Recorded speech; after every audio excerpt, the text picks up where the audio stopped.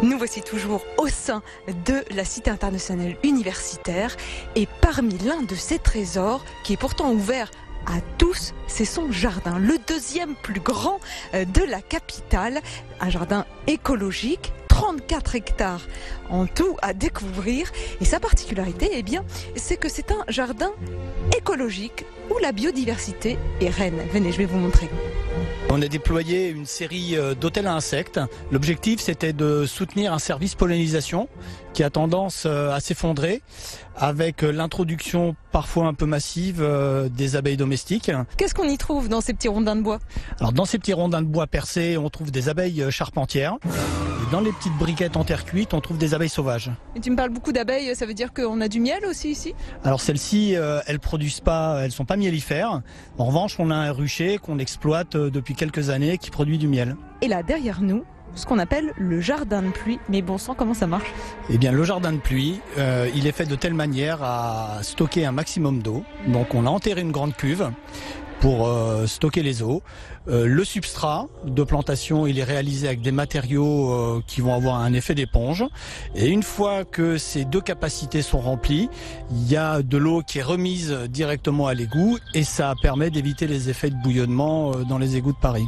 Et aussi évidemment les inondations, j'imagine. Absolument, les inondations. Il a aussi un autre objectif, c'est qu'il nous permet, nous, en termes de gestion, d'enrichir notre mosaïque d'habitat.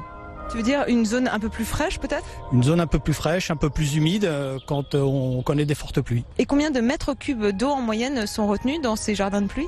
Eh bien, on retient l'équivalent d'une centaine de mètres cubes. On parle bien sûr d'un parc écologique, mais écologique aussi à l'intérieur des maisons même, comme cette maison d'Île-de-France derrière nous, où c'est la question d'économie d'énergie absolument. Oui, la maison de l'Île-de-France est une maison dite à énergie positive, c'est-à-dire qu'elle produit plus d'énergie qu'elle n'en consomme. Et les réseaux que vous voyez sur la face arrière du bâtiment, c'est le système qui chauffe l'eau. Ouah, mais David, où est-ce que tu m'emmènes là? C'est une véritable jungle, ce qu'on est. Alors ici, on est au Jardin du Monde. C'est une initiative résidente. Ils ont créé leur propre potager. Alors ils cultivent beaucoup de légumes.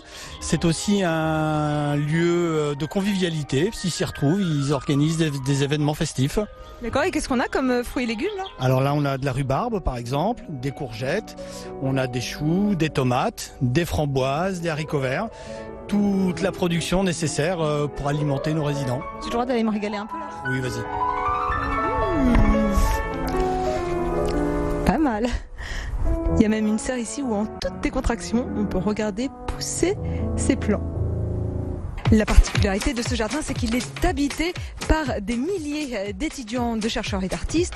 Et de fait, dans la maison internationale, eh bien, on trouve tous les services que l'on pourrait trouver dans une ville, une vraie ville, dans la ville. Venez regarder. À peine entré dans l'édifice, on tombe immédiatement sur une banque et de quoi retirer de l'argent.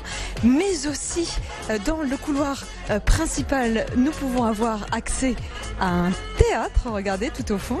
Un restaurant, il y en a plusieurs au sein de la cité.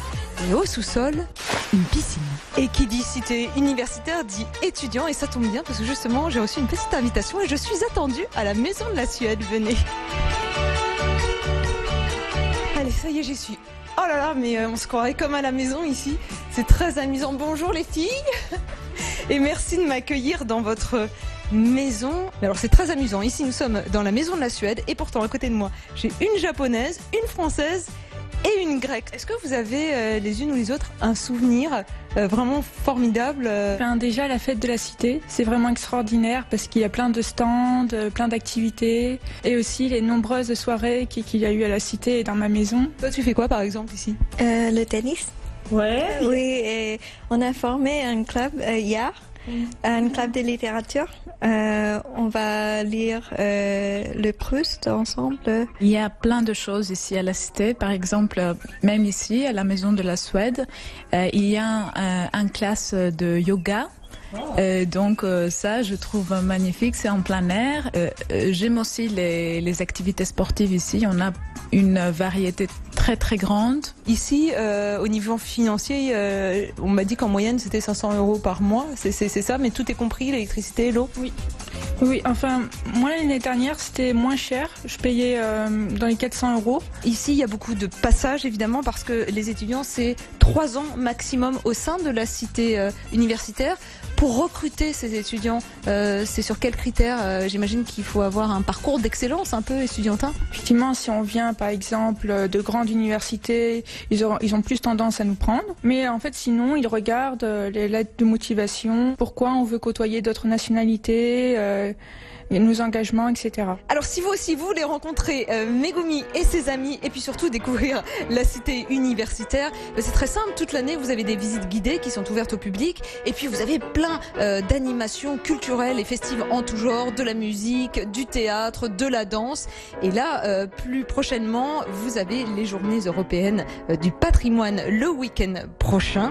Elles permettront de découvrir la majorité des maisons et ce gratuitement. Il n'y a plus qu'à profiter. Bonne rentrée et à bientôt.